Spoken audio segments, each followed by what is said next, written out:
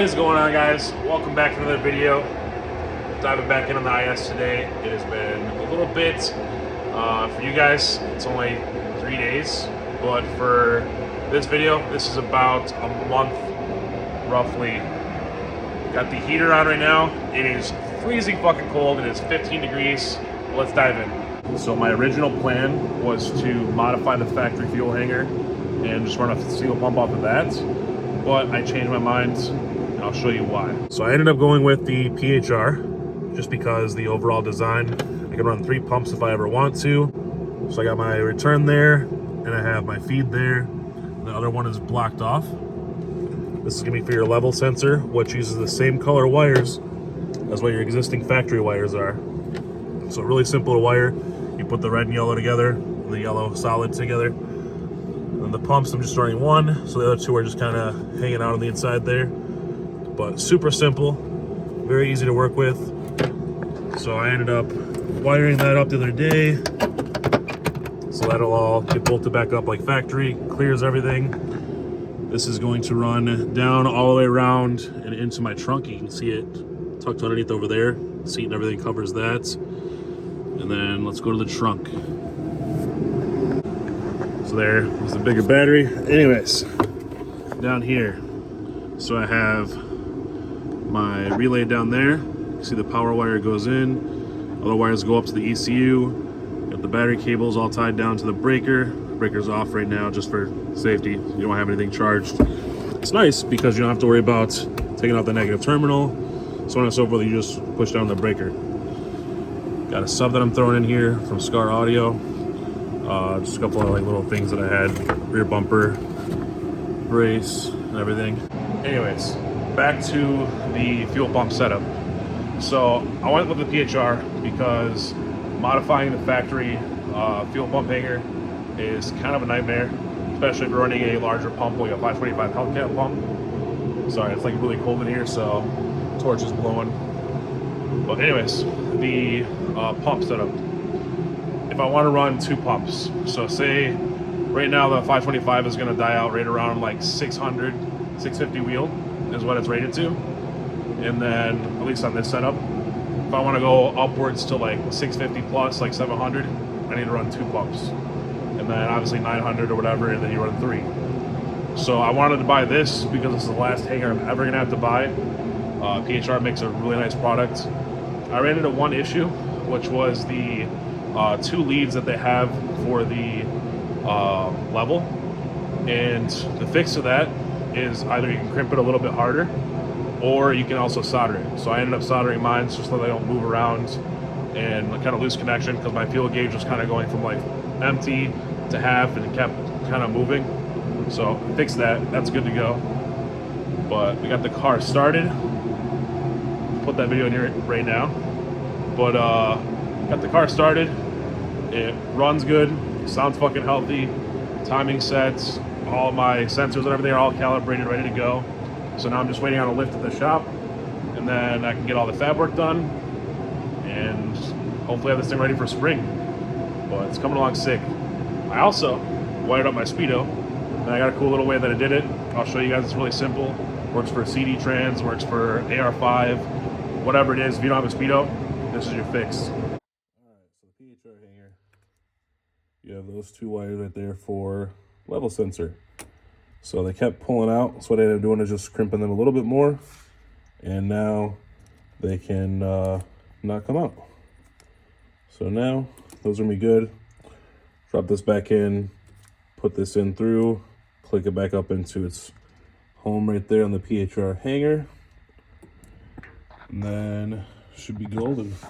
Here's the actual first startup for Instagram.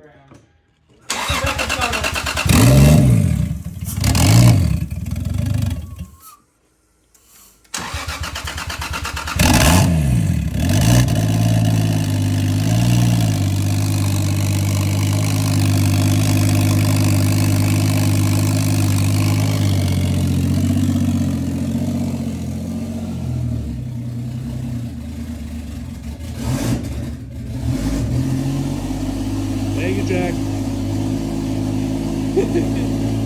Clusters in here. You will have one screw at the top, one screw there, and one screw which is there.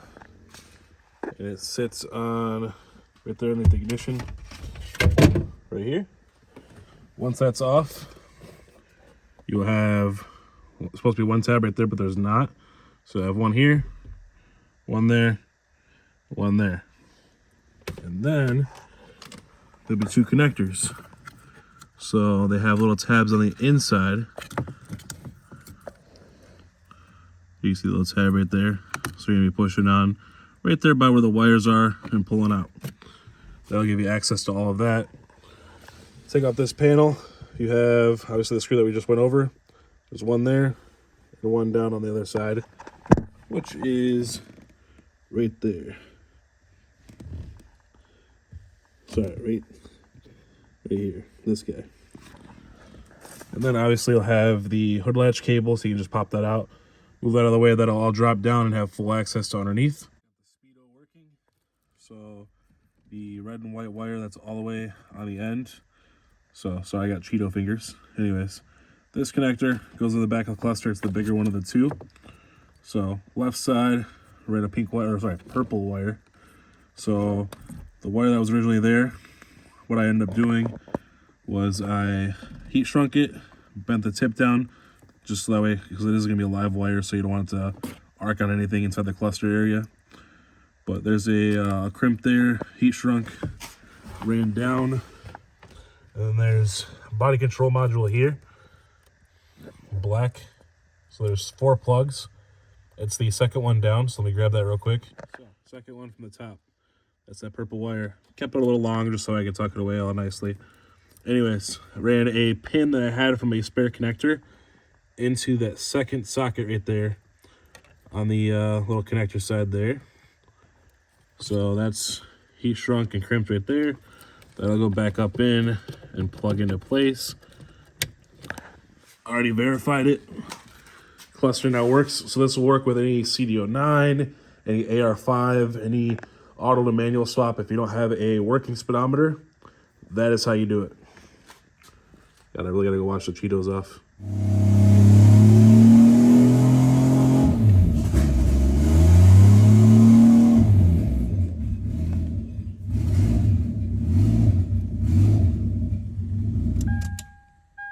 Fuck yeah. So I'm gonna wrap it up for the night. I'm gonna head home. I'm all done for the day. So right here on the valve covers, there's a giant missing space there. You can see the coil wires. I'm looking at possibly doing a FSM cover. They're working on a new cover for the GEs. Also, there's Dodo Performance or Dodo Racing, whatever it is. They have a nice vented one that goes there. Just want to clean it up. I could go with the GTE valve covers, but I'm not into the whole fake it till you make it kind of thing, because the factory GTE will come out for the water neck over on this side. It'll come across, and then your coolant pipe or your radiator hose will go from there to the radiator, whereas the GE is more straight on. So I think they look out of place. I don't know why, I can't get behind it. And they also cost a fucking fortune. It's like $900 for like the CNC billet ones, which is all right, they're billet, you know, but too expensive. Trying to be like a budget build here. And the factory GTE covers are like $600. I haven't seen any under $500, so I don't want to go that route. Exhaust came in. Shout out to Danielle. Thank you for the early Christmas present. I can now wait to get that thing on. Went with a like single exit, like Tomei style. So I have to do a downpipe, a midpipe, and then exhaust will be the rest of the exhaust section.